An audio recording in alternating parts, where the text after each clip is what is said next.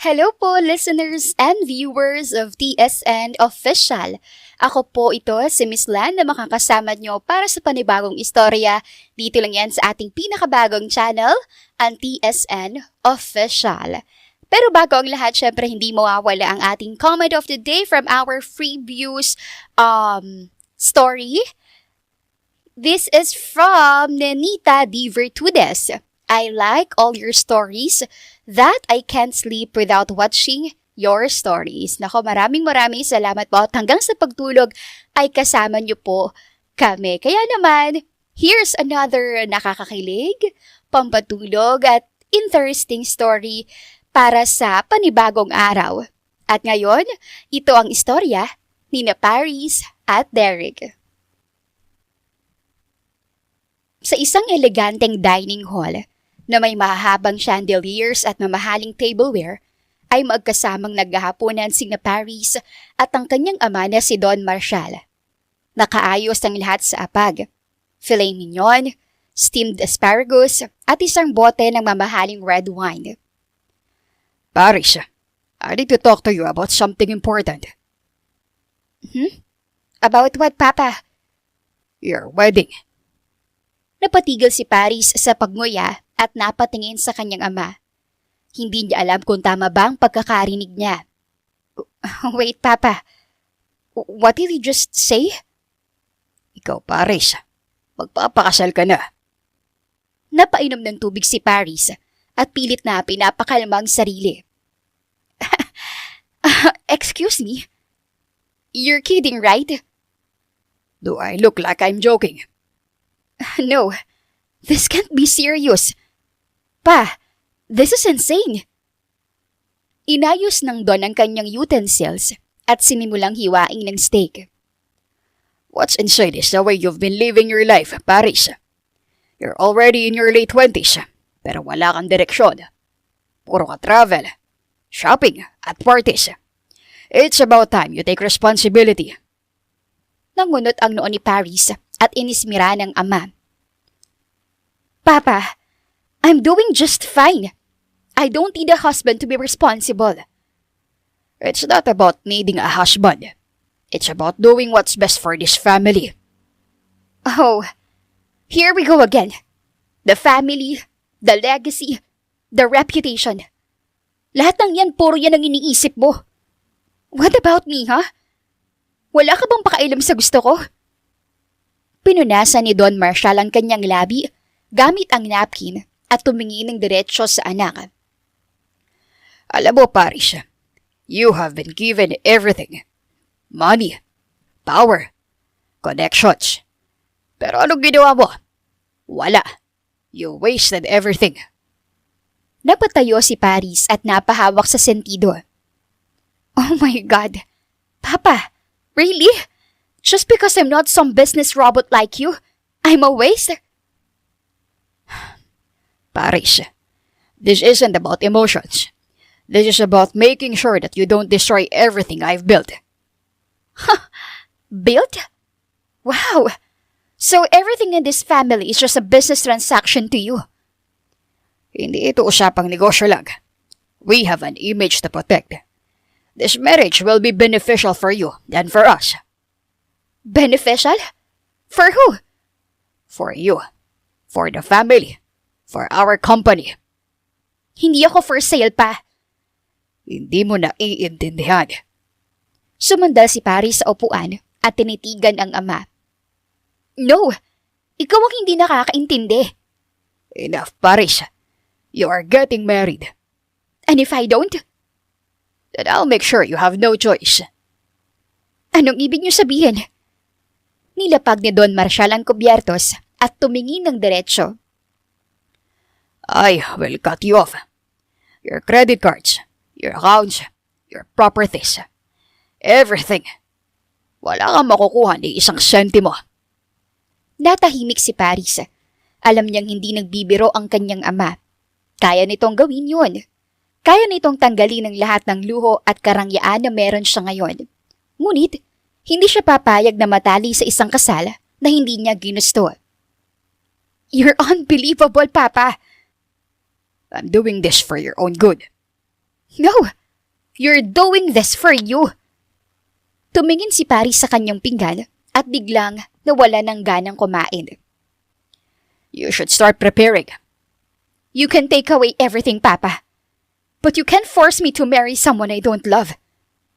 Hindi tumugon ang Don. Tumayo naman ang dalaga mula sa kinauupuan at inayos ang kanyang dress. I've lost my appetite. Sit down, Paris. No, thank you. Diretso ang tingin ni Paris habang naglalakad palabas. Naiwan naman si Don Rafael na mag-isa sa mesa. Napapailing. Nakahiga si Paris sa kanyang malambot na kama at nakatingin sa kisame habang patuloy na gumugulong sa isip niya ang naging usapan nila ng kanyang ama. Ilang oras na ang lumipas mula nang mag-walk out siya sa hapunan, pero hindi pa rin siya makapaniwala. Kinakausap ni Paris ang kanyang sarili. Papa is out of his mind. Pumikit siya sandali at pilit pinapakalma ang sarili. Pero sa tuwing maaalala niya ang matigas na tinig ng Don at ang ultimatum nito, ay lalo lang siyang naiirita. Paano niya nagawang ipagkasundo ako sa isang lalaking hindi ko kilala? Hindi ko nga alam ang pangalan. Ano to? Middle Ages? Napabuntong hininga siya at bumaling patagilid. Hindi siya makakatulog ng ganito. Kailangan niyang mag-isip. Ano bang pwede kong gawin? Aminado siyang hindi siya sanay sa ganitong sitwasyon. Madali lang naman ang buhay niya dati. Shopping, travel, parties, at walang masyadong iniintindi. Pero ngayon, bigla siyang inilagay sa isang sitwasyon kung saan wala siyang kontrol. Pero hindi ko hahayaang ikasal ako sa isang estranghero. Napapapikit sa inis si Paris at muling tumitig sa kisame. Nang biglang isang ideya ang pumasok sa isip niya. Tama. Bakit hindi ko nalang takasan ng lahat? Biglang bumilis ang tibok ng puso niya. It made sense.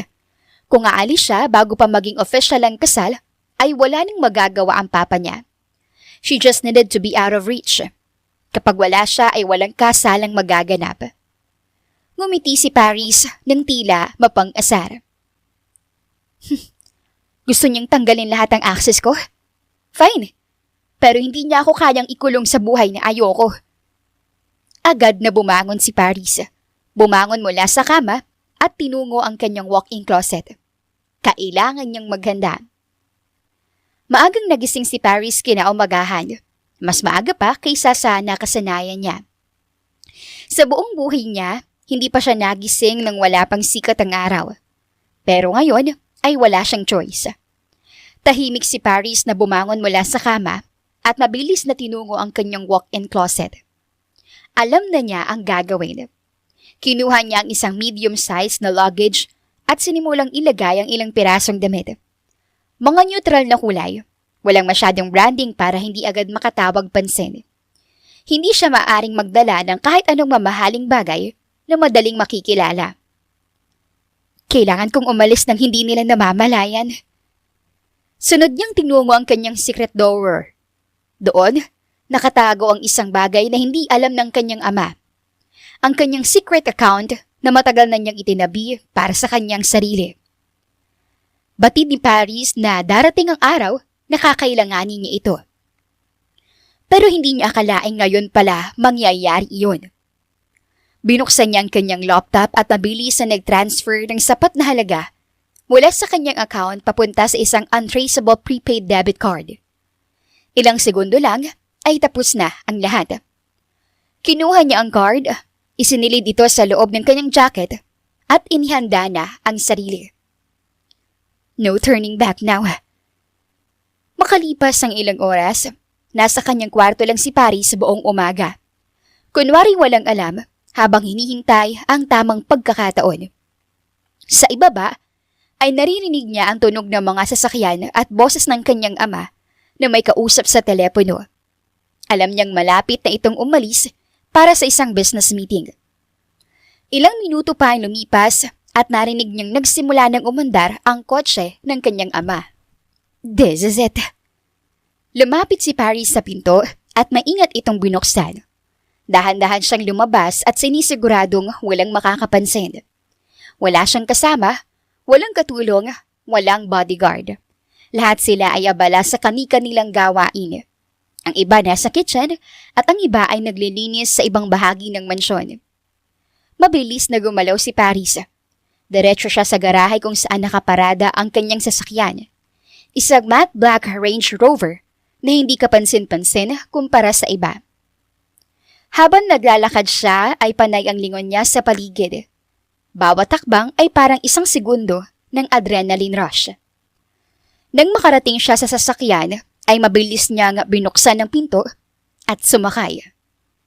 Come on! Come on! Sinaksak niya ang susi at pinandar ang makina. Isang malalim na hininga at sa isang iglap ay umandar na ang sasakyan, palabas ng garahe. Dire-diretso sa main gate. Nang makita siya ng isang bantay, ay agad nitong nilapitan ng sasakyan niya. Tila magtatanong. Pero hindi huminto si Paris.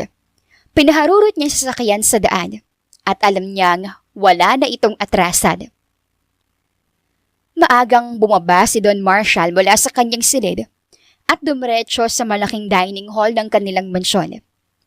Ang mahabang lamesa ay puno ng masasarap na putahe. Freshly baked croissants, scrambled eggs, crispy bacon, at isang mainit na tasa ng kape na inilapag ng isang katulong sa kanyang harapan.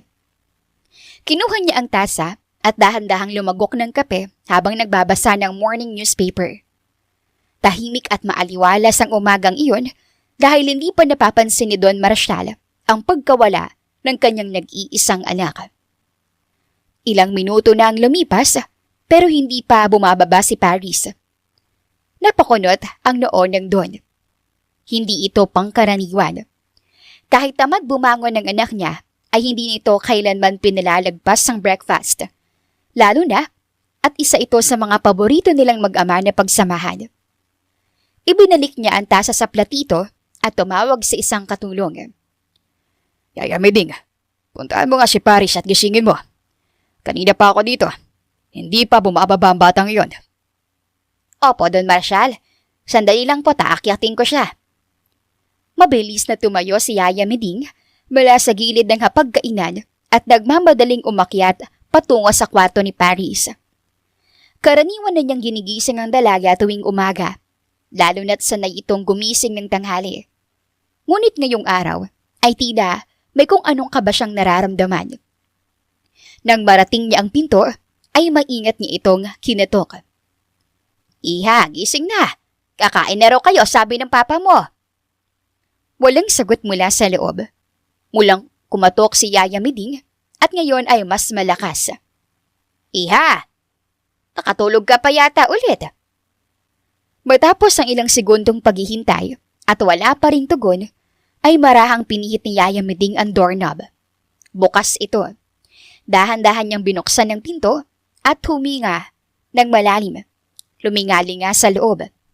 Ngunit sa kanyang pagkabigla ay walang Paris na natutulog sa kama. Malinis ang buong silid. Parang hindi ito tinulugan ng sinuman. Napatingin siya sa closet. Wala ang mga paboritong bag at sapatos ng dalaga. Sa dresser, wala ng mga alahas nito. At sa kama, walang bakas ng kahit anong gamit. Isang masamang pakiramdam ang bumalot kay Yaya Meding. Diyos ko po! Mabilis siyang bumalik sa pagkainan kung saan kalmado pang nagkakape si Don Marshall. Nasaan ang batang iyon? Hingal na sumagot si Yaya Meding. Don Marshall, wala po si Senyorita Paris sa kanyang silid. Napakunot noo ang Don. Ibinaba nito ang tasa ng kape at seryosong tumingin kay Yaya Meding. Anong ibig mo sabihin? Malinis na malinis po ang kwarto niya. Wala pong gamit. Wala pong kahit anong palatandaan na natulog siya doon kagabi. Biglang bumigat ang pakiramdam ng Don. Tumayo siya mula sa kanyang kinauupuan at matalim na tumingin kay Yaya Meding. Gusto mong sabihin? Saglit na natigilan si Don Marshall, tila hindi makapaniwala sa ideyang pumapasok sa kanyang isipan. Tumakas ang anak ko. Tiningnan niya si Yaya Miding na tila natataranta na. Ano pong gagawin natin doon, Marshal? Saglit na natahimik ang Don. Pero hindi nagtagal ay dumilim ang ekspresyon nito. Hanapin siya. Gayon din. Habang abala ang buong mansyon sa paghahanap kay Paris, ay nakalayo na siya ng husto. Ang Range Rover niya ay mabilis na dumaan sa kalsadang hindi na pamilyar sa kanya. Ilang oras na siya nagmamaneho, malayo na sa syudad, malayo sa kanyang ama, at higit sa lahat, malayo sa responsibilidad na pilit na ipinapataw sa kanya. Ngayon lang niya naramdaman ang ganitong kalayaan, kahit hindi niya alam kung saan siya pupunta. Nang maramdaman niya ang paggalam ng sikmura, ay napilitan siyang tumigil sa isang maliit na karenderya sa gilid ng kalsada. Hindi ito ang tipo ng lugar na madalas niyang kainan, pero wala siyang ibang pagpipilian. Hindi na siya maaaring bumalik sa mga 5-star restaurants na dati niyang kinakainan. Baka mahuli siya roon. Buwaba siya ng sasakyan at maingat na tumingin sa paligid. Tahimik ang lugar at may mga ngilan-ngilang tao lang na kumakain sa loob. Pumasok siya at agad na naupo sa isang bakanteng mesa. Isang matandang babae ang lumapit sa kanya. Anong sayo, iha? Tiningnan ni Paris ang menu na nakapaskil sa dingding. Puro simpleng pagkain. Adobo, sinigang at pritong isda. Wala siyang ideya kung anong masarap, kaya't napabuntong hininga siya at sumagot. Isang adobo na lang po't kanin. Tumango ang matanda at umalis upang ihanda ang kanyang pagkain. Habang naghihintay, ay napansin niyang isang babae sa kabilang mesa. Nakatungo ito at nanginginig ang mga balikat habang patuloy na umiiyak. Halata sa itsura nitong pagod at may mabigat na dinadala. Napakunot noo si Paris. Hindi niya gustong makialam, pero hindi rin niya mapigilang makurious. Tumayo siya at lumapit. Miss, okay ka lang? Napatingin sa kanya ang babae na namumugto ang mga mata.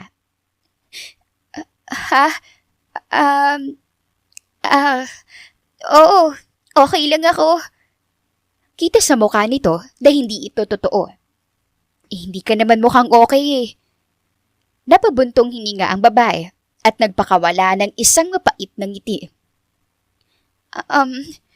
Nalaglag yung wallet ko kanina. Hindi ko na alam kung saan nahulog eh. Wala na akong kahit 5 pera. Nagulat si Paris sa sinabi nito. Hindi pa siya kailanman nawala ng pera sa buong buhay niya. Kaya hindi niya lubos maisip kung gaano kahirap ang sitwasyon ng babae. Wala siyang dahilan para tumulong. Hindi naman niya kilala ang babae. Pero sa isang bahagi ng kanyang puso, ay alam niyang hindi rin niya matitiis na hayaang magdusa ito. May maitutulong ba ako? Napatingin sa kanya si Sanang. Halatang nag-aalinlangan. Hindi kita kilala. Nakakahiya namang manghingi ng tulong sa'yo. Well, hindi mo naman talaga ako kilala. Anong pangalan mo? Saglit na natigilan si Paris. Hindi siya maaaring magsabi ng totoo. Kung gagamitin niya ang pangalan niyang Paris, ay mas madali siyang mahahanap. Kailangan niyang magtago. Isang ideya ang pumasok sa isip niya. Lazi. Tawagin mo na lang akong Lazi. Hindi niya alam kung bakit iyon ang naisip niya, pero nagustuhan niya ang tunog nito. Sa pagkakataong ito ay hindi na siya si Paris Escudero. Siya na si Lazi, isang babaeng walang koneksyon sa kanyang nakaraan. Salamat, Lazi. Ako nga pala si Sanang. It was nice meeting you, Sanang. So, ano nga ba talagang maitutulong ko? Napangiti ng bahagya si Sanang, pero halata pa rin ang pag-aalala sa kanyang muka. Papunta ako sa trabaho ko dapat eh. Naninilbihan ako sa mga Salazar. May rest house sila sa dulong bayan, malapit na sa bundok. Nagkibit balikat si Sanang bago ipinagpatuloy ang kwento.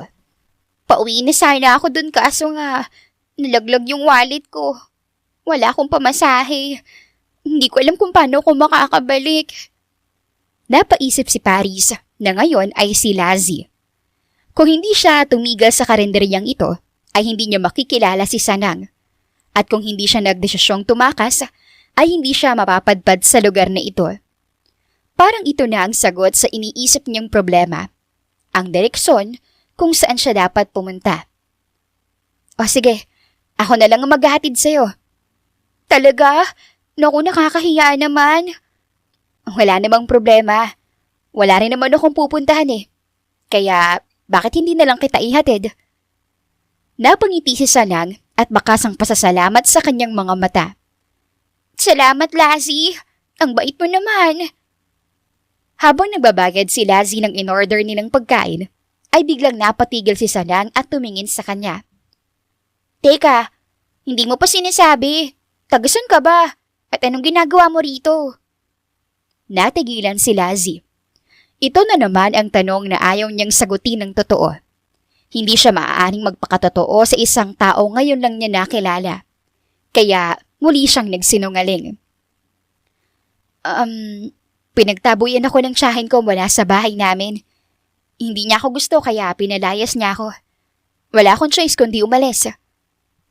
Tumingin siya sa kanyang sasakyan bago nagpatuloy. Itinakas ko lang yung sasakyan niya. Wala na rin akong ibang mapupuntahan eh. Grabe naman yung tiyahin mo. Anong plano mo ngayon? Hindi ko pa alam. Tila may pumasok na ideya sa isip ni Sanang. Bakit hindi ka na lang mag-apply sa amin? Baka pwede ka makapasok bilang katulong sa Salazar Rest House. Never pa sa buong buhay niya na naisip na magtrabaho bilang kasambahay. Sa mansyon nila ay may sarili siyang mga katulong na nag-aasikaso sa kanya. Pero ngayon, siya mismo ang mag-a-apply bilang isa sa kanila. Pero kung iisipin, ito ang perfect disguise. Kung gusto niyang magtago sa ama niya, ay walang ibang mas ligtas na lugar kaysa sa isang ordinaryong bahay kung saan walang mag-aakala na ang isang Paris Escudero ang nagtatrabaho bilang kasambahay. Pero nag-alinlangan si Sanang at napatingin sa kutis ni Lazzy na alagang-alaga. Pero, kaya mo ba? Sanay ka ba sa gawaing bahay? Mabibigat ang trabaho ron, lalo na rest house yun. Maraming kailangang gawin. Muling nagsinungaling si Lazzy. Kaya ko lahat. Hindi siya sigurado kung paano niya ito magagawa, pero wala nang atrasan. Ang pagiging kasambahay sa rest house ng mga Salazar ang magiging bagong pagkatao niya. Mabilis na pinaandar ni Lazzy ang sasakyan habang tinuturo ni Sanang ang tamang daan. Paliko-liko ang makitid na kalsada ang tinatahak nila at habang papalapit sa kanilang destinasyon, ay napansin ni Lazzy ang unti-unting pagbabago sa paligid. Wala na ang magagarang gusali at malalaking establishmento. Sa halip ay puro malawak na bukirin at matataas na punong kahoy ang pumapaligid sa kanila. Ang hangin ay presko at malayo sa polusyong kinasanayan niya sa lungsod. Diretso ka lang dyan, tapos pagdating sa dulo, liliko tayo sa kaliwa. Sumunod naman si Lazzy. Ngunit hindi niya maiwasang mapansin ang kakapalan ng gubat sa paligid. Hindi niya akalaing may ganoong lugar palang ganoon kalayo sa kabihasnan. Ang layo naman pala ng rest house na to. Hindi ba nakakabagot dito? Sa una lang, pero kapag nasanay ka, mapapansin mong mas tahimik at mas payapa rito. Walang ingay ng mga busina, walang nakakainis na traffic at higit sa lahat, walang pressure mula sa mga taong gusto kang kontrolin.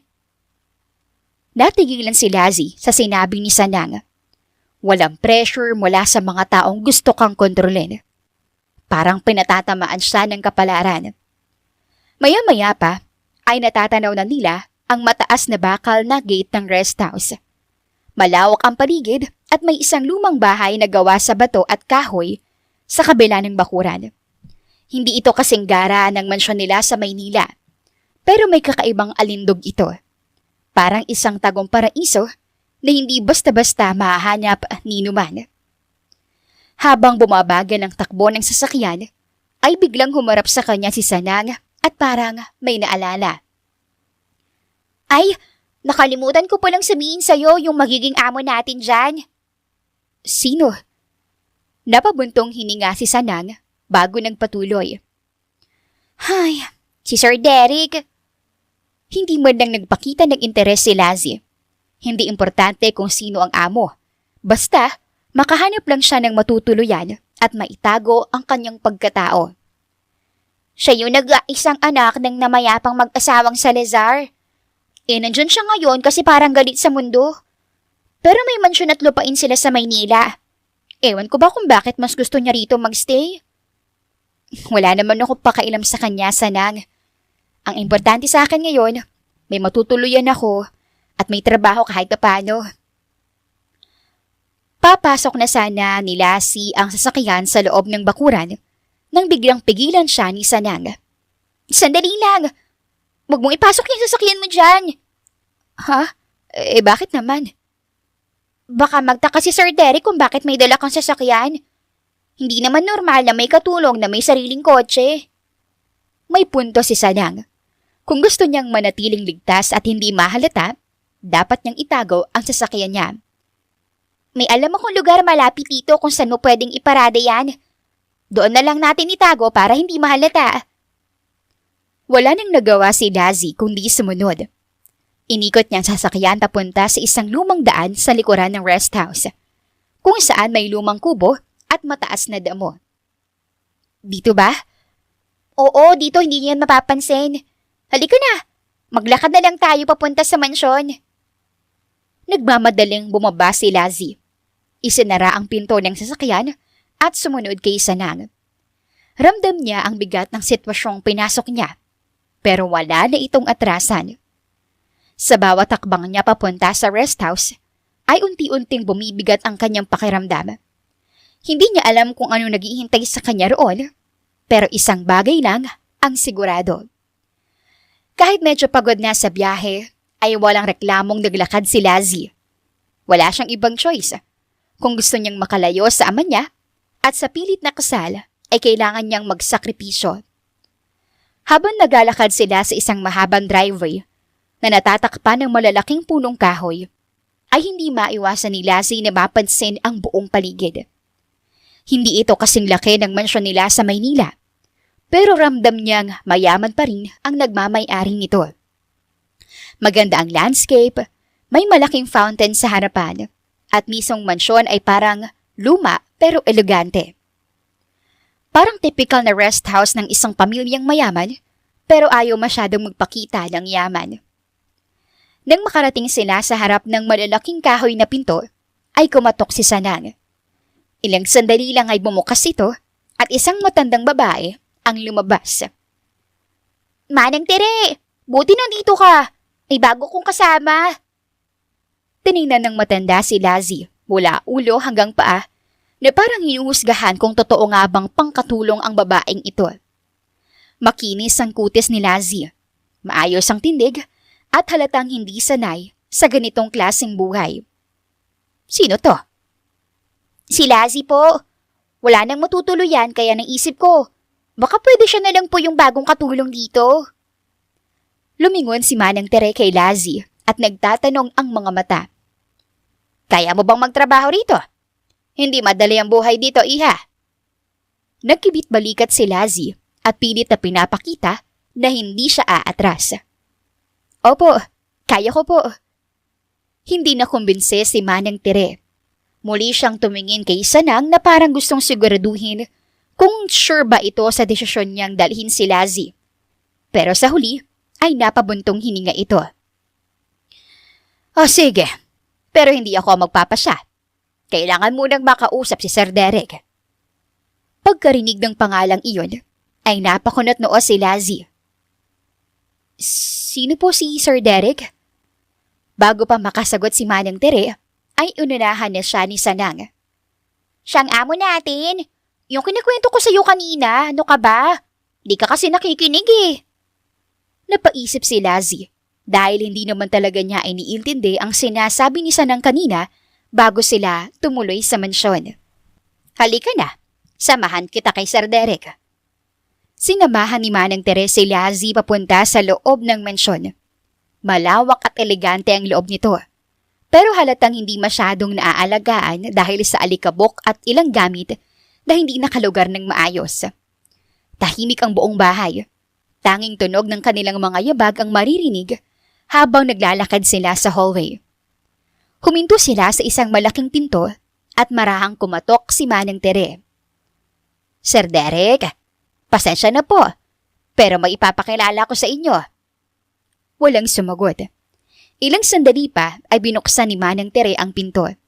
Sinilip niya ang loob at baka lumingon kay Lassie, senyalis na sumunod na ito. Dahan-dahang pumasok si Lassie at ang una niyang nakita ay isang lalaking nakaupo sa gilid ng isang malaking mesa. May hawak na baso ng whiskey. Matangkad, moreno at may matalim na tingin. Halata sa posturo niya ang pagiging isang mayamang negosyante. Pero may kung anong bugnutin sa kanyang muka na parang hindi nito ginusto ang buhay na meron siya. Nang magtama ang kanilang mga mata, ay tila may kung anong kakaibang kiliti ang bumalot sa buong katawan ni Lassie. Nagtagal ang kanilang titigan. Para bang sa isang iglap ay may kakaibang kislap na dumaan sa pagitan nila. Pero agad na inirapan ni Lassie si Derek. Ano to? Napakurap si Lassie. Biglang nawala ang kung anong spark na yun. Sir, siya po ang bagong mag-apply bilang katulong. Si Lassie. Seriously, Manang. Mukha bang pangkatulong to? Just look at her. Mukha siyang anak mayaman na napadpad dito by mistake. Namula ang pisngi ni Lassie pero hindi siya nagpahalata. Hindi siya maaaring magpaapekto. Kaya ko po magtrabaho, sir. At hindi po ako mayaman. Ngumisi si Derek, halatang hindi kumbinsido. Talaga? Marunong ka ba maglaba? Maglinis ng banyo? Magluto ng pagkain ng hindi lang pang fine dining? Alam ni Lassie na minamaliit siya ng lalaki, pero hindi siya magpapatalo. Opo. Tiningnan siya ni Derek mula ulo hanggang paa at halatang hindi naniniwala. We'll see. May 1 week trial ka. Kung hindi mo kayang gawin ng trabaho, you're out.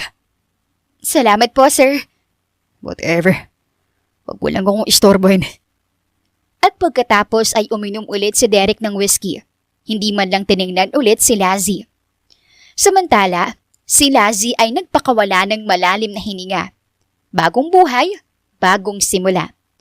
Pero sa loob-loob niya, pakiramdam niya ay hindi magiging madali ang pamamalagi niya dito. Lalo na kung si Derek Salazar ang amo niya. Maaga gumising si Lassie kinabukasan. Hindi siya sanay sa ganitong klase ng buhay. Wala siyang sariling silid na may malambot na kaba. Walang personal na katulong nagigising sa kanya. At higit sa lahat, wala siyang privilege na umorder lang ng pagkain at may maghahain sa kanya. Pero wala siyang choice. Kailangan niyang gawin ito para hindi siya mahuli ng kanyang ama at para makaiwas sa kasal na pilit na ipinipilit sa kanya. Sa loob ng kusina ay nanatnan niya si Sanang at si Manang Tere na abala sa paghahanda ng almusal. Uy, Lassie! Buting maaga ka! Ready ka na sa first day mo? Hindi agad nakasagot si Lassie. Totoo, ready siya sa plano niyang tumakas sa Maynila. Pero hindi siya ready sa pagiging katulong. Oo naman. Ano bang una kong gagawin? Tumingin si Manang Tere kay Lassie at saka naglabas ng isang maliit na papel mula sa bulsa ng apron nito. Itong listahan ng gagawin mo. Simulan mo sa paglilinis ng opisina ni Sir Derek. Pero tandaan mo, huwag kang magulo. Ayaw niya nang may ginagalaw na hindi dapat galawin. Tumango si Lassie at kinuha ang papel. Simple lang naman. Punasan ng mga gamit, ayusin ang mga papel, at siguraduhing walang alikabok. Madali lang to para sa kanya. Siguro.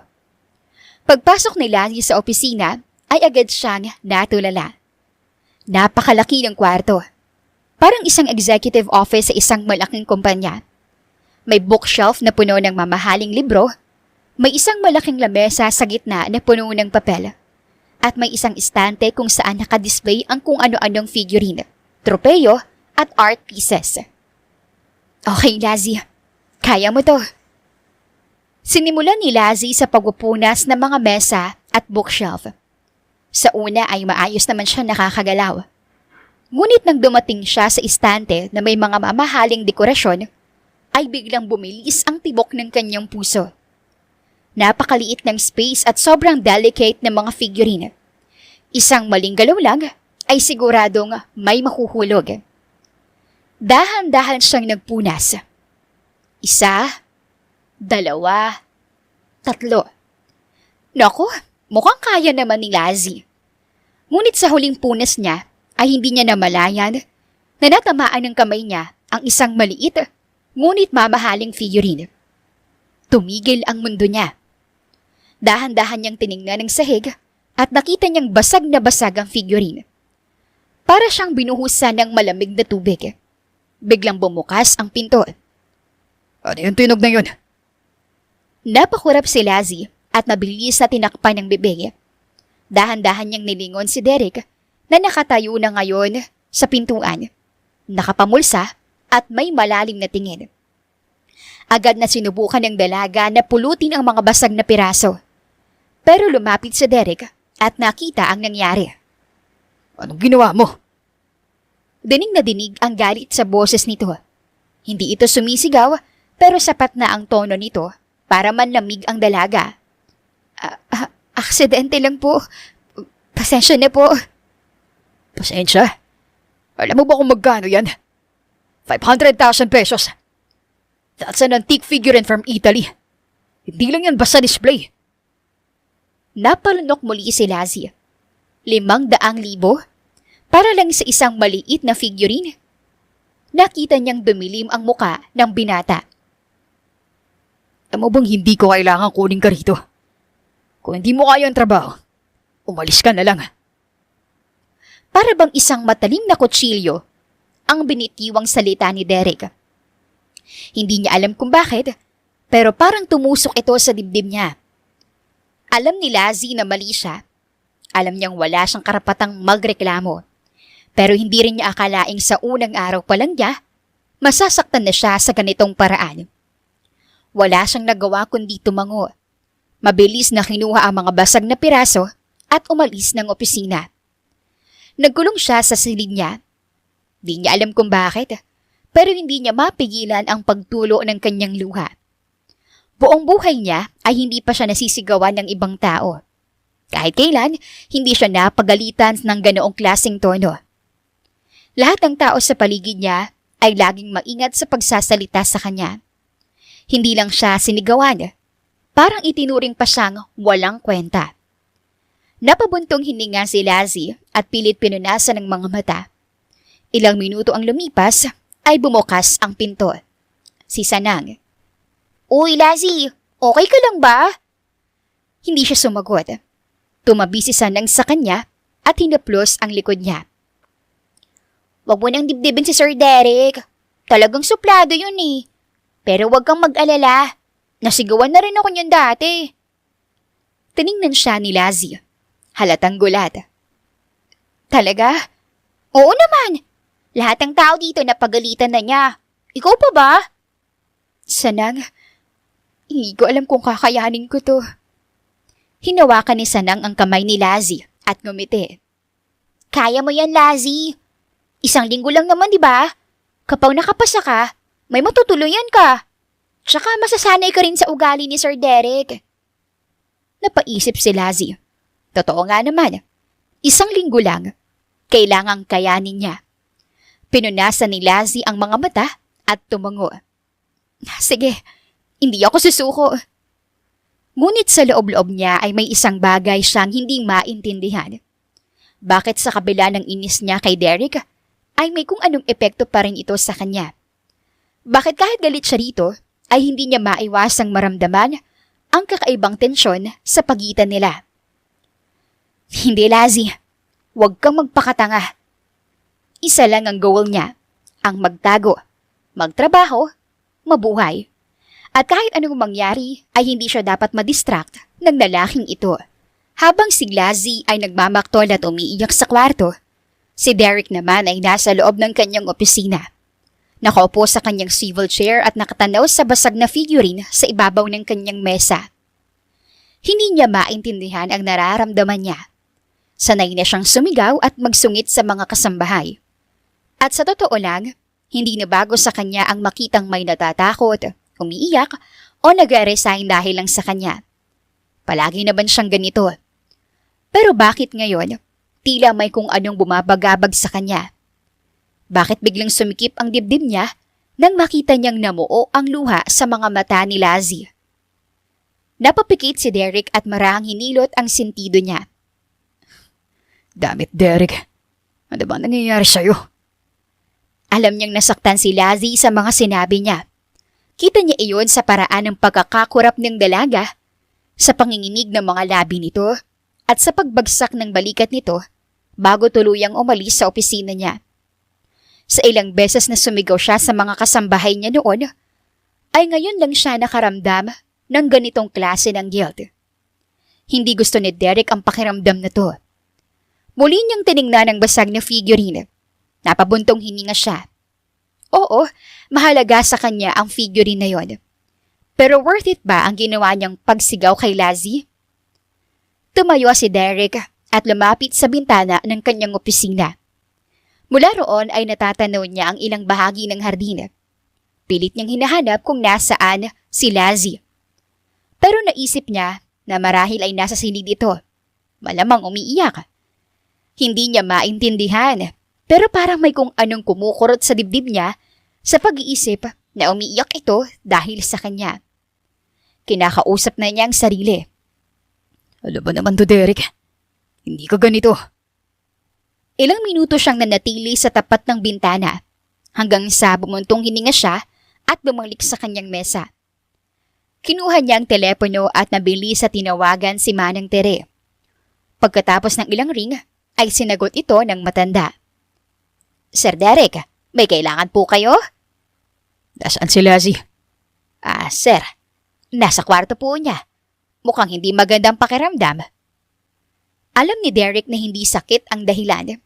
Batid niyang siya ang dahilan. Sumandal siya sa upuan niya at pinisil ang tulay ng ilong niya. Pakisabi kay Sanang. Dalan siya ng pagkain at painumin ng gamot. Opo, sir. Ibababa na sana ni Derek ang telepono nang biglang nagsalita si Manang Tere.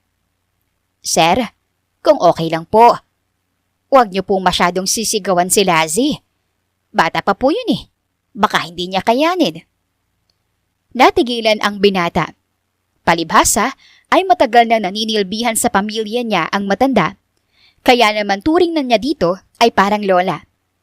Kaya kahit anong sabihin o payo ni Manang Tere ay sumusunod lamang siya. Alam niyang may punto si Manang Tere. Pero sa halip na sumagot ay ibinaba na lang niyang telepono at napatingin muli sa basag na figurine. Hindi siya sigurado kung anong dapat niyang gawin. Pero isa lang ang alam ni Derek. Hindi niya gusto ang pakiramdam na may nasaktan siyang isang tao. Hindi niya maintindihan kung bakit may kakaibang epekto sa kanya. Kinabukasan, hindi mapakali si Lazzy nang kinuusap siya ni Manang Tere. Iha, pinapatawag ka ni Sir Derek sa opisina niya. Halos malaglag ang puso ng dalaga. Dahan-dahan siya naglakad na punta sa opisina ni Derek. Pilit niyang pinatatag ang sarili, pero hindi niya maiwasang makaramdam ng kaba. Pagkarating niya sa pintuan, nag-angat siya ng kamay at marahang kumatok. Please, come. Bubuntong hininga si Lazzy bago pumasok. Nasa harap ng mesa si Derek at nakasandal sa upuan niya habang hawak ang isang ballpen. Tila seryoso ito at tinititigan si Lazzy mula ulo hanggang paa. Hindi makatingin ng diretso ang dalaga. Naiinis siya na nahihiya. So, how are you? Nagtaas ng tingin si Lazzy at nagulat sa tanong nito. Hindi niya inasahan na kukumustahin siya ng amo. Ayos lang po. Good. About yesterday? Natigilan si Lazzy nang makita niyang bumuntong hininga si Derek at saglit na napayoko.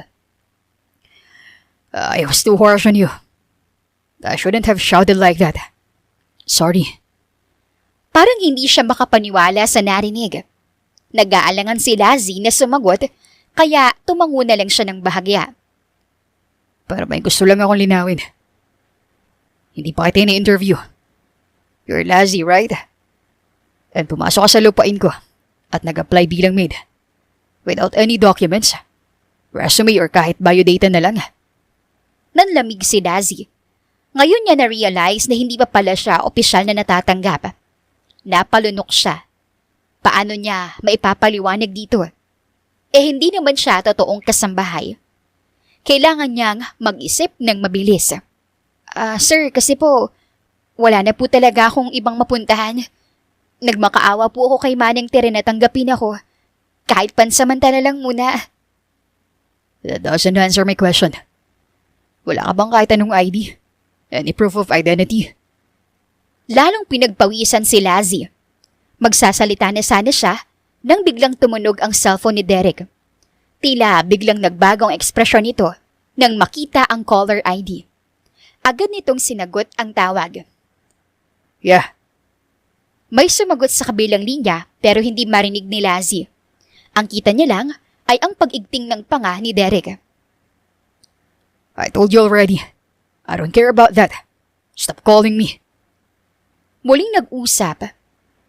Sila nang kausap niya. Pero halatang hindi ito ikinatuwa ni Derek. I said no. How many times do I have to repeat myself? Nagpalipat-lipat ang tingin ni Lazzy mula kay Derek papunta sa telepono nito. Tila may mabigat itong pinag-aawayan. Bago pa man siya tuluyang masangkot sa sitwasyon, ay tiningnan siya ni Derek at sinenya siyang lumabas.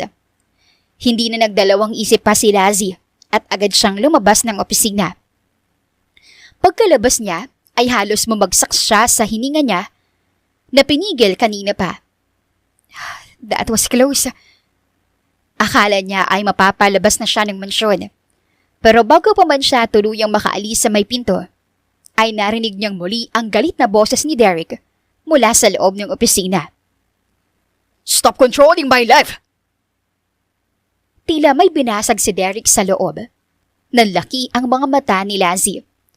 At sa hindi maipaliwanag na dahilan, ay tila napaisip siya at naintriga sa kung anong tunay na dahilan ni Derek kung bakit ito nananatili sa mansyon na yon at hindi sa syudad. Maaga pa lang ay abala na ang lahat sa mansyon ng mga Salazar. Karaniwan, si Manang Tere at Sanang ang nag-aasikaso ng pagkain. Pero ngayong araw, iba ang utos ni Derek. Lazzy, ikaw ang magluluto ng hapunan mamaya. Ha? Ako po? Hindi po ba pwedeng si Sanang na lang? Hindi, iha. Utos ni Sir Derek yan. Sabi niya, ikaw daw maghahanda ng hapunan ngayon. At isa pa, walang tutulong sa'yo. Ikaw lang mag-isa. Halos mahulog ang puso ni Lazzy sa kaba. Walang tutulong? Pero Manang... Nagkatinginan sina Manang Tere at Sanang. Nagdududa. Naku Manang, parang may duda talaga ako dyan kay Lazzy. Tingnan mo, hindi marunong magluto. Di abangan na lang natin. Samantala, si Lazzy naman ay mukhang natutunaw na sa stress. Sanang, tulungan mo naman ako. Umiling si Sanang habang pinipigilan ang tawa. Anong magagawa ko, Lazzy? Utos si Sir Derek, ikaw lang dapat ang gumawa. Napabuntong hininga si Lazzy at lumapit sa kusina. Tiningnan niya ang mga sangkap sa harapan niya. May mga gulay, manok at kung ano-anong pampalasa. Okay, Lazzy. Kaya mo to. Nagluluto naman si Yaya Miding dati sa bahay. Nakakita mo siya, di ba? Madali lang to. Kumuha siya ng kutsilyo at sinubukang hiwain ng sibuyas. Pagbagsak ng unang hiwa, ay! Ano na naman yan? Napatigil si Lazzy at napangiwi. Hindi siya nasugatan, pero munti ka na. Diyos ko, Lazzy! Para kang pinalaya sa lungsod ng hindi naturuan ng survival skills. Napapalunok na lamang si Lazzy. Kahit na hindi dapat tumulong, ay kinuha ni Sanang ang sibuyas at ipinakita kung paano ito dapat hiwain. Batid na kasi ni Sanang na may itinatago sa kanila ang dalaga, na hindi talaga ito marunong sa gawaing bahay. Ganito yan no, huwag mong idiin masyado yung kutsilyo. Dahan-dahan lang. Sinubukan ulit ni Razzie at sa wakas, nagawa niya ng hindi muntikang maputol ang daliri niya. Aba, madali lang pala. Huwag kang magdiwang, sibuyas pa lang yan. Nang matapos siya sa sibuyas, ay sinunod naman ni Razzie ang bawang. Pero sa bawat pitik ng kutsilyo niya, para siyang gumagawa ng sariling bersyon ng horror film. Te, baka ikaw matapos dyan at hindi yung bawang ha? Napapabuntong hininga si Razzie. Nang matapos sa paghiwa, ay sinunod naman niya ang pagluluto ng manok. Pinainit niya ang kawali at naglagay ng mantika. Okay, kaya ko to. Hawak ang hiniwang bawang at sibuyas ay agad niya itong inihulog sa kawali. Pareho silang napaatras nang lumabas ang mantikang tila gustong umatake sa kanila. Razzie, ano ba yan? Huwag mong bigla ang ibabagsak. Bakit naman nagagalit yung mantika? Hindi ba pwedeng mag-behave yan? Nang hindi na gaanong tumatalsik ang mantika, inihulog ni Razzie ang manok. Napabuntong hininga siya. Iniisip na nasa kalagitnaan na siya ng proseso. Ngunit nang dumating sa puntong kailangang timplahan ng niluluto, ano nga ulit yung kaibahan ng toyo sa suka? Napapailing si Sanang. Razzie, ngayon mo pa tinatanong yan? Pili ka. Gusto mong maalat o maasim yung ulam natin? Di syempre maalat. Pero hindi sobra. Kailangan tama lang ang lasa. Dahil hindi sigurado si Razzie, ay tinikman niya ang parehong pampalasa. Sa unang tikim ay suka. Ay! Ang asim! Bakit mo kasi tinikman ng diretsyo? Sa huli, minabuti ni Razzie na sundan ang instinct niya. Nilagyan niya ng toyo, kaunting suka at hinayaan itong maluto. Makalipas ang ilang minuto, ay nag-aalangan siyang sinilip ang kanyang masterpiece. Mukhang adobo naman, di ba? Mukha lang. Pero ang tanong, masarap ba? Kumuha ng isang kutsara si Razzie at tinikman ito. Napakurap siya. Hala, parang kulang. Baka kulang sa pagmamahal. Napatawa si Razzie sa corning joke ni Sanang. Dahil wala siyang choice, nilagyan niya ito ng konting asin at asukal. Sinubukan niyang ayusin ang lasa hanggang sa makontento siya. Nang handa na ang pagkain, dinala nila ito sa dining area.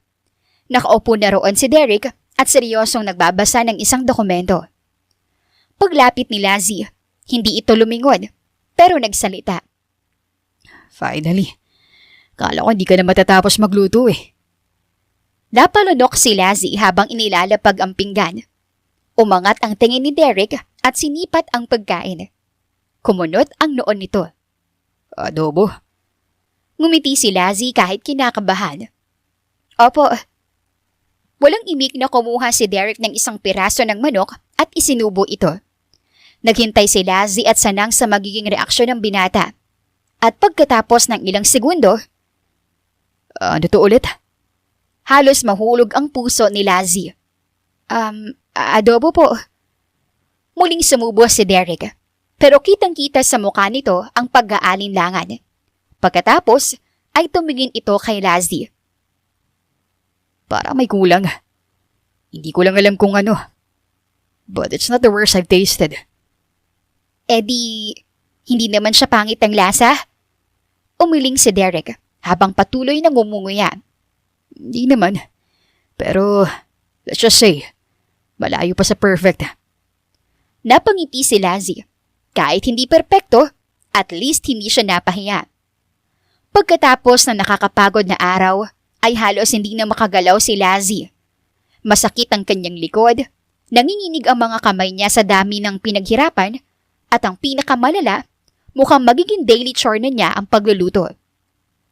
Habang nakahiga siya sa maliit na papag sa kanilang kwarto, biglang lumapit si Sanang na may hawak na baso ng tubig. O, inumin mo to. Mukhang matutuyuan ka na ng kaluluwa sa pagod eh. Kinuha ni Razzie ang baso at mabilis na ininom ang tubig. Pakiramdam niya ay para siyang nasa disyerto sa uhaw. Thanks, Sanang. Sobrang pagod ko talaga. Seryoso ang mukha ni Sanang habang nakatitig kay Lazzy. Lazzy, may tatanong ako sa'yo at gusto ko ng honest na sagot. Ano yun? Huminga ng malalim si Sanang bago nagsalita. Sino ka ba talaga? Biglang bumilis ang tibok ng puso ni Lazzy. Ha? Ano namang klaseng tanong yan? Umiling si Sanang at mas lalong lumapit sa dalaga. Alam mo, Lazzy, hindi ako tanga. Nung isang araw pa ako may napapansin sa'yo. Hindi ka mukhang sanay sa ganitong trabaho. Hindi mo nga alam kung paano maggayat ng sibuyas eh. Kahit anong gawin mong pagtatago, kitang-kita ko na hindi ka lumaki sa hirap. Tapos may sarili kang sasakyan. Kahit anong gawin mo, hindi bagay sa'yo maging katulong. Kaya ang tanong ko, sino ka ba talaga? Nanlaki ang mata ni Lazzy at pilit na umiwas ng tingin. Sanang, ano ka ba? Katulong lang talaga ako. Yun lang. Wala nang iba. Pero hindi natinag ang kaibigan. Alam mo, kung ayaw mong umamin, okay lang. Pero tandaan mo to, hindi ako titigil hanggat hindi ko nalalaman ng totoo. Napabuntong hininga si Lazzy. Batid niyang wala siyang ligtas kay Sanang. Ilang saglit siyang natahimik. Tumingin siya sa kisame, sa dingding at kahit saan, maliban kay Sanang. Pero nang maramdaman niyang hindi ito aalis hanggat hindi siya sumasagot, ay napapikit siya ng mariin. Pagkatapos ng ilang segundo, Fine. Fine? Ibig sabihin, may tinatago ka nga? Napailing si Lazzy bago tuluyang nagpakawala ng buntong hininga. Oo, hindi talaga ako isang katulong. Halos mahimatay si Sanang sa kinatatayuan niya at napaupo bigla sa tabi ni Lazzy. Ha? Ano? Napakagat ng labi ang dalaga. Bigla nagdadalawang isip kung paano niya ipapaliwanag ang sitwasyon niya. Pero dahil napalapit na rin siya kay Sanang, ay alam niyang ito lang ang tanging taong mapagkakatiwalaan niya. Hindi naman talaga Lazzy ang pangalan ko. Ako si Paris. Paris Escudero. At tumakas lang ako sa amin. Sandaling natahimik si Sanang. Tila hindi pa ito makasunod sa sinabi ng dalaga. Paris Escudero? Yung mga escudero na mayayaman? Shh! Huwag kang maingay dyan. Baka marinig ka nila eh. Diyos ko! Mayaman ka? Agad na tinakpan ni Lazzy ang bibig ni Sanang. Shh! Gusto mo bang marinig tayo ng buong tao dito sa mansyon? Mabilis na nagpatili si Sanang at hinampas-sampas ang sarili. Wait. Nakakaloka to. Isang hirdera ang nagtatrabaho bilang katulong. Bakit? Anong nangyari? Paano? Huminga ng malalim si Lazzy bago nagsimulang magpaliwanag. Gusto kasi akong ikasal ni Papa sa lalaking hindi ko naman kilala. Sa lalaking hindi ko naman gusto. Kaya ayon, wala akong choice, kundi tumakas. Gulat na gulat pa rin si Sanang, pero nakita niya sa mukha ni Lazzy ang lungkot at bigat ng loob nito. Kaya ka napadpad dito? Dala yung sasakyan niyo? Oo. Tsaka gusto kong patunayan sa sarili ko na kaya kong mabuhay nang hindi umaasa sa pangalan at pera ng pamilya ko. Tahimik na tumango si Sanang. Ngayon niya lang naisip kung gaano kahirap ang pinagdadaanan ni Lazzy. Wow! Ang dami palang tao na gustong yumaman pero ikaw, gusto mong tumakas mula sa pagiging mayaman. Ironic, di ba? Napabuntong hininga si Sanang at tinapik ang balikat ni Lazzy. So anong plano mo? Magtatagal ka ba rito? Hindi ko pa alam. Pero isa lang ang sigurado ko. Hindi pwedeng malaman ni Derek ang totoo. Abay siguradong palalayasin ka nun kapag nalaman niya. More like, ayokong tratuhin niya ako ng iba. Muling natahimik si Sanang, pero isang makahulugang ngiti ang gumuhit sa labi nito. O baka naman, may iba kang dahilan. Ano naman yun? Baka may gusto ko kay Sir Derek, tapos gusto mo na lang magstay dito. Halos masamid si Lazzie sa narinig niya. Hoy, huwag mo nga kang gawing bida sa love story na iniisip mo. Natawa si Sanang at niyakap si Lazzie. Huwag kang mag-alala. Sikreto natin to. Pero promise mo sa akin, kapag nahihirapan ka na, sabihin mo lang sa akin, okay? Napangiti si Lazzie. Sa unang pagkakataon ay may isang taong tunay na nakakaintindi sa kanya. Promise. Lazzie, get up. You're coming with me today. Napaigtad si Lazzie sa boses ni Derek na pumuno sa buong sala. Kadarating pa lang niya mula sa kusina matapos ang isang maagang bangayan kay Sanang tungkol sa lutong itlog na parang goma. Pero heto na naman.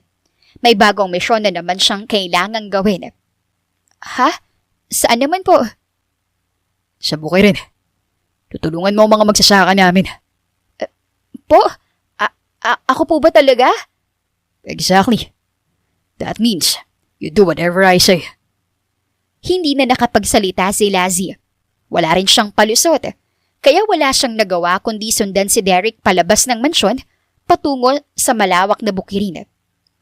Hindi pa man sila nakakakalahating oras sa bukid, pero pakaramdam ni Lazzie ay parang 1 taon na siyang nagtatrabaho. Balot na balot siya ng putik. Halos mabaga na ang kanyang mga palad sa bigat ng palang hawak niya. At ang init. Pakiramdam niya ay iniihaw siya sa sikat ng araw. Nagmukmok si Lazzie habang may hawak na palang mabigat. Ano ba to? Bakit ako pang nagbubungkal ng lupa? Lumapit si Derek na walang kahirap-hirap sa pagsusuot ng manipis na polo at cowboy hat. Hindi man lang siya pinagpapawisan. Samantalang si Lazzie ay parang inabot ng bagyo. Pagod ka na ba? Kung gusto mo akong patayin, sabihin mo na lang. Di ko na talaga kaya. Nabigla si Derek sa ganiwang pagsagot sa kanya ni Lazzie. Pero sa hindi maipaliwanag na dahilan, ay tila natutuwa siya sa katarayan nito. You're so weak. Excuse me? Weak? Ito pa nga ba? Kahit magpatuloy ka dyan ng 1 linggo, hindi ka naman talaga sanay sa ganitong trabaho. Hindi ba? Pinagmasdan ni Lazzie ang paligid. Lahat ng mga magsasaka ay abala sa kanilang gawain. Na walang pagod sa pagbubungkal ng lupa gamit ang araro. Nakaibilis mag-ani ng mga gulay. Na sa mga magsasaka ay tila normal na lang ang ganitong klase ng trabaho. Pero siya, pakiramdam niya ay parang isang malaking bangungot ito. Sa kabila ng lahat ay ayaw sumuko ng dalaga. Ayaw niyang bigyan ng pagkakataon si Derek na sabihin na wala siyang silbi. Nang matapos ang araw ay halos hindi na makalakad si Lazzie pabalik sa mansyon. Ang buong katawan niya ay parang binugbog ng 1 batalyon. Pagdating sa kwarto, hindi na siya nakapagpalit ng damit. Hindi niya na rin nagawang dumaan pa sa kusina para kumain. Basta dumiretso siya sa higaan at pumikit. Ilang minuto lang ay naramdaman niyang umiikot ang kanyang paligid. Hindi niya na napigilan ng sarili. Nanginig siya sa ginaw. Nilagnat na pala si Lazzie. Nakatayo sa may pintuan si Derek. Kunot-noo at halatang naiinis pero may bakas ng pag-aalala. Naisipan niya kasing silipin si Lazzie dahil nagtaka siya at hindi na lumabas pa ng kwarto ang dalaga. What's happening to her? Nakatingin siya kay Lazzie na mahimbing na natutulog sa kanyang maliit na papag. Pero hindi ito normal na tulog. Kitang-kita niya ang malalim na paghinga ng dalaga, ang pawis sa noo at ang pamumula ng pisngi. Nilalagnat ito. Nagpalingalinga si Derek. Wala si Manang Tere. Saka pa niya naalala na nagpaalam pala ang matanda na uuwi sa bayan para bisitahin ng pamilya. Si Sanang naman ay abala sa kusina. At sa hindi maipaliwanag na dahilan, ay siya na mismo ang lumapit kay Lazzie at dahan-dahang naupo sa tabi nito. Ang tigasing kasi ng ulo mo eh. Kumuha si Derek ng dimpo at binasa ito ng malamig na tubig. Dahan-dahan niyang pinunasan ang pawisang noo ni Lazzie. Sa kanyang ginawa ay hindi niya mapigilan ng sarili na titigan ang muka ng dalaga. Mula sa mahahaba nitong pilik mata, sa makinis na balat hanggang sa mapupulang labi. Parang may bumabango na kakaibang damdamin sa kanyang dibdib. What the hell are you thinking? Pero hindi niya maalis ang kanyang tingin sa mga labi ng dalaga. Para bang may bumubulong sa kanya na lapitan ito ng kaunti. Nang biglang bumukas ang pinto. Lassie!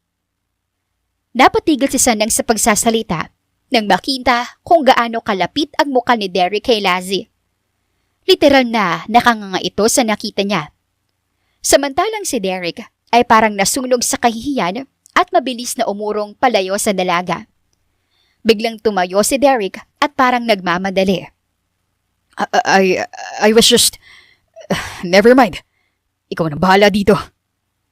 Mabilis siyang lumabas ng kwarto na parang may tinatakbuhan. Si Sanang naman ay hindi mapigilan ang sariling matawa. Aba, may something? Habang si Lassie naman ay patay mali siya lamang palang natutulog. Narinig niya ang lahat ng sinabi ni Derek at alam niya ang pag-aalagang ginawa sa kanya ng binata. Maging ang muntikang halik na hinayaan lamang ni Lassie na gawin sa kanya ng binata. Dahil hindi niya lang maamin. Pero gusto na ni Lassie si Derek sa hindi maipaliwanag na dahilan. Batid niya na sa gabing iyon ay may isang lalaking hindi sinasadyang mahulog ng bahagya sa kanyang maladyos ang kagandahan. Kinabukasan, masarap ang ihip ng hangin sa hardin ng mansyon ng umagang iyon. Ramdam ni Lassie ang preskong simoy habang ginagawa niya ang kanyang stretching. Kahit paano, parang gumaan ang pakiramdam niya matapos ang napakahirap na araw sa bukid at ang biglaan niyang pagkakasakit. Isama pa ang kakaibang kilig na nararamdaman niya kapag naiisip niya ang ginawa sa kanya ni Derek. Tunay namang napapapikit siya sa kilig. At habang nagpapahinga si Lassie, ay hindi niya napansin na may isang pares ng matang tahimik na nakamasid sa kanya mula sa veranda ng opisina. Nakatayo ito roon, may hawak na tasa ng kape at bahagyang nakangiti habang pinagmamasdan ang dalaga. Para sa kanya, ay may kung anong aliw sa pananood kay Lassie sa simpleng mundo nito. Nakakatuwang isipin na isang babaeng parang hindi marunong magtrabaho sa bahay, isang walang alam sa pagluluto, at isang mahina sa pisikal na gawain ay may lakas ng loob pa ring subukan ng lahat. Napailing na lang siya. Walang kaide-ideya si Derek na heredera ang babaeng kinakatuwaan niya. Hanggang sa dumating ang guard dala Anjario. Inabot ito kay Lassie upang ipasa dapat kay Derek. Pero sa halip na diretsyo nitong ibigay, ay tila may pumasok sa isip ni Lassie. Wala namang masama kung magbasa muna sandali, di ba? Hindi siya mahilig magbasa ng dyaryo, pero napasilip siya sa front page. At doon, natigilan si Lassie. Malaki ang headline. Don Marshall Escudero, isinugod sa ospital dahil sa malubhang sakit. Parang tumigil ang mundo niya. Nanlaki ang mga mata niya at kumabog ang dibdib. Hindi to totoo. Pakaramdam niya ay may kung anong mabigat na bumagsak sa kanyang dibdib. Nanlalamig ang kanyang mga kamay, nangihina ang tuhod niya, at hindi siya makapaniwala. Nabitawan ni Lassie ang dyaryo. Hindi na siya nagdalawang isip. Mabilis siya nagtatakbo papasok ng mansyon at tuluyang nagmamadali paakyat sa kanyang kwarto. Sa veranda ay nakita ni Derek ang kilos ng dalaga at kumunot ang noo. Ano na naman kayang drama ng babaeng yun? Walang nakapansin ng magmadali si Lassie na lumabas muli ng kanyang kwarto. Ngunit sa pagkakataong ito, ay dala na niya ang kanyang bag. Mabilis ang kilos niya. Hindi na siya nagpaalam kung kanino man. Hindi rin siya naghintay pa ng anumang paliwanag o pagpapaliwanag mula sa sarili niya. Ang tanging nasa isip niya lang ay makauwi at makita ang kanyang ama. Nagmamadali siyang lumabas ng mansyon. Sa sobrang bilis ng kanyang kilos, ay halos mabangga niya na si Manang Tere na kararating lang mula sa bayan. "Oh, iha! Ano pinagmamadali mo?" Ngunit, hindi na siya pinansin ni Lassie. Dumiretso ito sa tagong parte ng bakuran kung saan niya itinago ang kanyang sasakyan. Ang sasakyang hindi dapat malaman ni Derek na mayroon siya. Agad siyang sumakay at pinaandar ito nang makitang muling lumabas si Lassie. Ngunit sa pagkakataong ito ay patungo sa entrance gate. Ay napakunot ang noon ni Derek. Tila may kung anong kumabog sa kanyang dibdib. Hindi normal ang ikinikilos ng dalaga. Mabilis si Derek na bumaba mula sa veranda. Ano naman tong pinagagagawa ni Lassie? Mabilis niyang tinawid ang bakuran, pero bago pa siya makarating, ay isang malakas na ugong ng makina ang pumuno sa buong lugar. Nakita niya ang isang rumaragas ng sasakyan na palampas na ng entrance. Isang itim na kotse. At sa loob noon, si Lassie. Nanlaki ang mata ni Derek sa pagkagulat. What the? Who the hell taught her how to drive? At saan ang galing ang sasakyan niya? Sa hindi maipaliwanag na dahilan, ay tila may kung anong kaba ang bumalot sa kanya habang pinapanood ang mabilis na pagkawala ng sasakyan ni Lassie sa kalsada. Hindi siya nagdalawang isip. Mabilis na sumakay si Derek sa sarili niyang sasakyan at pinaandar ito. Mahina ngunit seryoso ang tono nito habang bumubulong sa sarili. Ngayon ko na malalaman kung sino ka ba talaga, Lassie. At mabilis na humarurot si Derek at sinundan ang dalagang hindi niya akalaing magpapabaliw sa diwa niya at ngayong tila naisa nitong lisanin ang mundo niya. Tila bumagal ang oras para kay Derek nang mapansin niya kung saan tumigil ang sasakyan ni Lassie. Isang eksklusibong ospital. Isang pribadong ospital na para lamang sa mga VIP at kilalang pamilya sa bansa tulad niya. Mula sa kanyang sasakyan ay pinanood niya ang dalaga habang mabilis itong bumaba at hindi na ininda kung tama ba ang kanyang ginagawa o kung may makakakita sa kanya. Kitang-kita ni Derek ang pag-aalalang nakaukit sa mukha ng dalaga. Hindi siya mapakali. Anong ginagawa niyo dito? Sinong nasa loob? Sa isang bahagi ng utak ni Derek ay nais niyang lumapit. Ngunit sa isa pang bahagi ay pinipigilan niya ang sarili. Hanggang sa hindi na siya nakatiis. Ibinaba niya ang kanyang cap at isinara ang pinto ng kanyang sasakyan. At palihim na sinundan ang dalaga papasok sa ospital. Sa loob ng ospital ay mabilis na naglakad si Lassie. Wala siyang pakialam sa mga dumadaang nurse at doktor na napapatingin sa kanya. Iisa lang ang nasa isip niya. Ang papa niya. Napahawak siya sa dibdib niya. Sobrang bilis ng tibok ng puso. Nang makarating siya sa harap ng isang pribadong silid, ay hindi siya nagdalawang isip. Binuksan niya ito at mabilis na pumasok. At doon, nakita niya ang isang matandang lalaki na nakahiga sa kama. May mga tubo sa katawan nito at may ilang doktor at nurse na nasa paligid. Parang may kung anong sumakal sa lalamunan ni Lassie. Papa! Mabilis siyang lumapit sa kama at agad na hinawakan ang kamay ng matanda. Papa! I'm so sorry! Patawarin mo ko! Nandito na ako, Papa! Hindi na napigilang humagulgol ni Lassie. Matagal na siyang nawala. Matagal niyang iniwan ang buhay na ito. Pero ngayon bumalik siya, ngunit sa maling sitwasyon. Mula sa nakaawang na pinto ay pinanood ni Derek ang eksena sa loob. At ang hindi niya inaasahang marinig ay ang tawag ni Lassie sa matandang nakahiga sa kama. Papa! Natigilan si Derek. Napaatras siya. Parang biglang nagkaroon ng kulog sa loob ng kanyang utak. Hindi maaaring magkamali ang narinig niya. Napatingin siya sa pangalan na nakasulat sa labas ng pintuan. Don Marshall Escudero. Tila gumuho ang mundo ni Derek. Escudero. Si Don Marshall. Ibig sabihin. Napatingin siya muli sa loob. Sa babaeng yakap-yakap ang matanda habang umiiyak. Si Lassie. Hindi. Hindi Lassie ang pangalan niya. Siya si Paris Escudero. Ang nawawalang anak ni Don Marshall. Natutulala si Derek. Si Lazzie at Paris ay iisa. At higit sa lahat, ang babaeng nakatakdang ipakasal sa kanya na pilit niyang tinatakasan. Sa isang iglap ay nagbalik tanaw si Derek. Nitong mga nakaraang araw ay panay ang tawag ng kanyang ama. Derek, kailangan mo nang bumalik ng Maynila. Kailangan natin silang tulungan sa paghanap. Nawawala si Paris Escudero. Hindi pwedeng hindi siya matagpuan. Alam mo namang siyang magiging... Pero hindi siya nakikinig doon.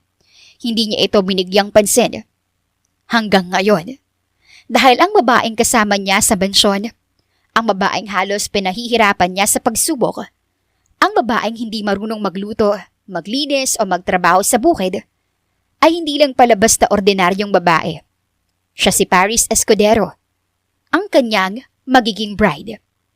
Napalunok si Derek. Parang biglang nag-iba ang mundo niya.